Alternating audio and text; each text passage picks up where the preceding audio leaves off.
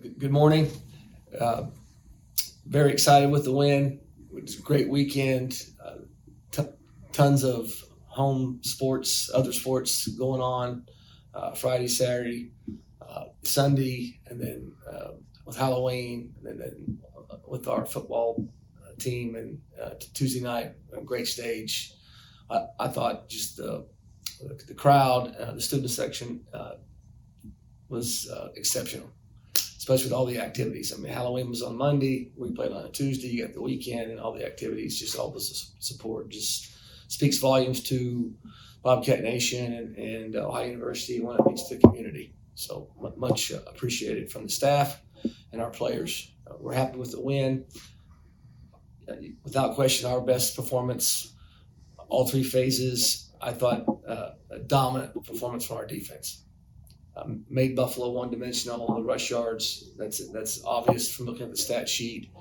We flew around, and we had some moments. Don't get me wrong, but I want to bring up those moments because nobody got their shoulders down, head down, dauber down, and we shook it off. And that's the biggest thing. Talking with Jake Miller, after the game, after the game, walking off the field. When we got adversity happened, we got over it quickly, and real proud of that. Curtis had a couple things that a couple throws that he'd like to have back. The pick six happened, and showed an unbelievable amount of just grit, tough courage to lead us on that drive after that pick six when the game was a 7-point game. You're battling for the lead in the MAC East, and he does what Curtis does. And I think that's a step from last year to this year. And I think I've referenced it really every time I can, and just his maturity. So a lot of great things, but back on the defense, I hope that we can keep coming like that. And build off of it. It's just a great win. So with that, I'll open up for questions. Okay, please introduce yourself before you ask your question. Eric Decker with the Athens Messenger. Coach, you kind of just mentioned that you thought it was your best overall team win.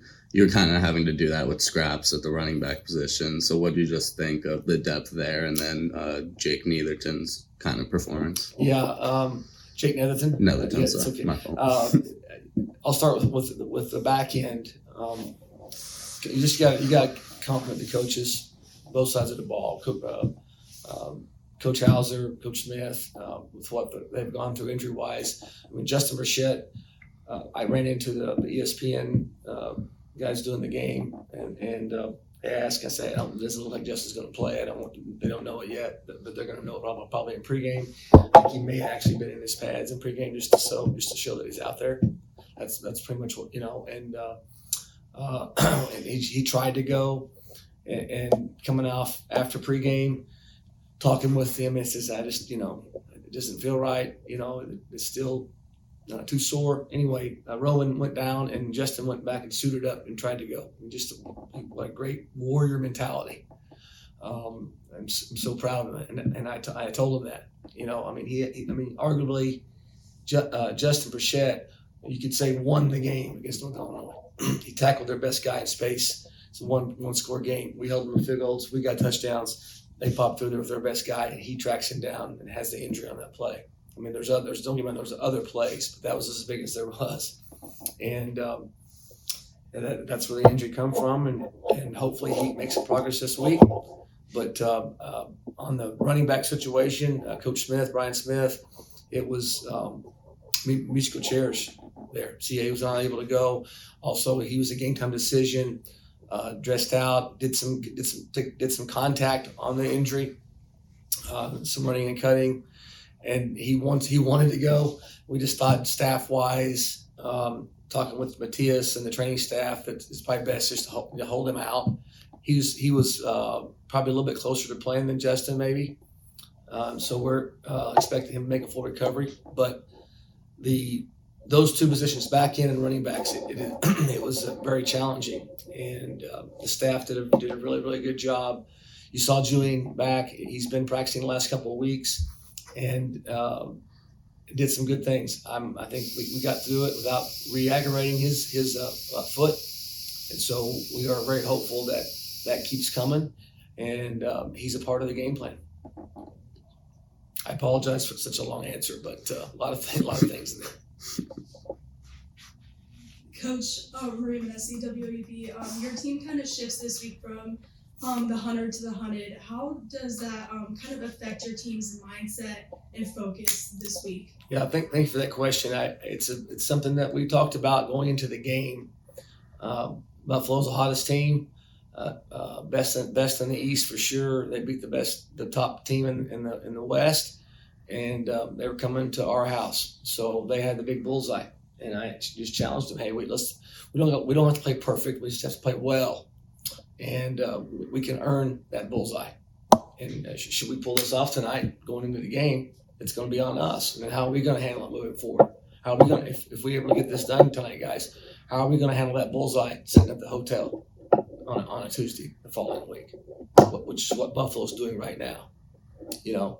And so the guys went out, they earned to be on the stage, and now they earned the bullseye. We got one, and we all know what's in front of us. As soon as the Kent State game was over, we were in basically survive in advance, win in advance, however you want to say it. I know I've heard Russ say it, but that's been our mentality for one of our goals. It's not our entire goal. There's a lot of things to play for, and we're still in the race for one of the goals. And we obtained bowl eligibility with the 6th win. That's one of the goals. And so there's a lot to play for. I'm going to end it with, we're going to come to work today and play one game at a time. We'll play our best game on this coming Tuesday and see where we're at. Molly Richard with the Post. Coach, you mentioned Julian Ross. One of my questions was, now that he's back and able to play, how are you guys planning to utilize him more?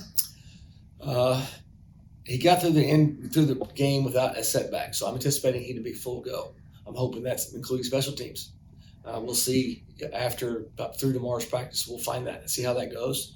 But we're going to game plan just like we normally would with he and CA.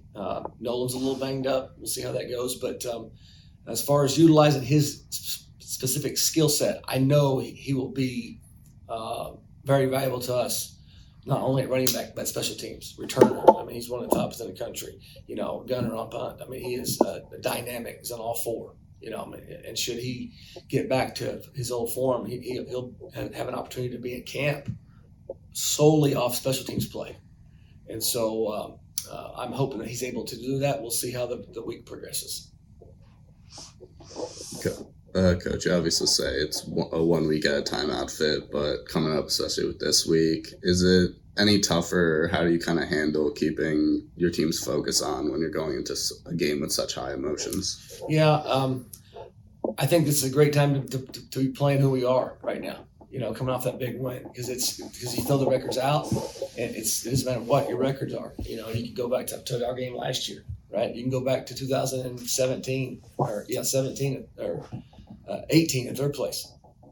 That's, you know, we're heavy favorites in that game, and it was just a whale of a game on the road. You know, great job by Coach Martin and his staff. You know, my point is to throw the records out. So it's a great rivalry game. These are great for the fans. It's great for our conference. I'm super excited. It's a mutual respect thing. I mean, it's not one of those deals where you hate each other. But it's just a healthy, great thing. I think Coach Martin does a great job, and I'm excited for our fan base. I hope it's a great turnout, and should be a well of a ball game.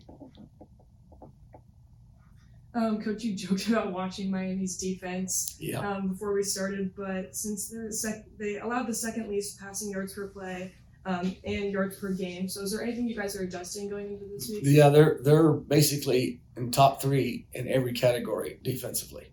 Right? I mean, they're the only thing that they're not in top 3. And I wrote it down is they're 5th in pass defense, but you had the best stat, you know, and their numbers. They're second in total defense by 1 yard. I think by Toledo. So basically that's their first, right? First in scoring defense. They have did some things earlier in the season that they're doing some things different. You basically one high, two high kind of thing. I think that they are stopping the run, making teams one dimensional. Quarterbacks back there in the pocket, and their front seven is able to put pressure and cause mistakes. I mean, I think they're fifth or sixth, they're third in interceptions. That would fall into the mistake category, and they're nothing against their offense, but they're in every game based on what they're getting done defensively. That's a fact. I mean, they're in every ball game. You can go down the list from the Cincinnati game. They're solid. So now on their offense, they're I know where they are stat wise. That you didn't ask about their offense, but I'm going to take this opportunity to just just say a few comments. You got to be careful when you look at their data and their stats offensively. Their starting quarterback's been out for 6 or 7 weeks. All right, so and nothing against the young man that was playing for them when he was out, but he's not the starter. And we all know what the Gabbert kid did last year. I mean he's preseason favorite player of the year, and he's an unbelievable competitor. Tyler Walton's their teammates. We recruited him. Tried to recruit him. We only took we had a young man committed. He's our starter, and but he's a talented player, and he down 28-0 against us last year, and I think he passed from like 450 yards against us. I mean, he is a guy. Again, a fine young man. So we'll be challenged, and you just can't look at their offense and say, well, they're not very good. They missed their guy that makes him go. He's back. This will be his third start coming off that injury, and so it should be a wet leg game.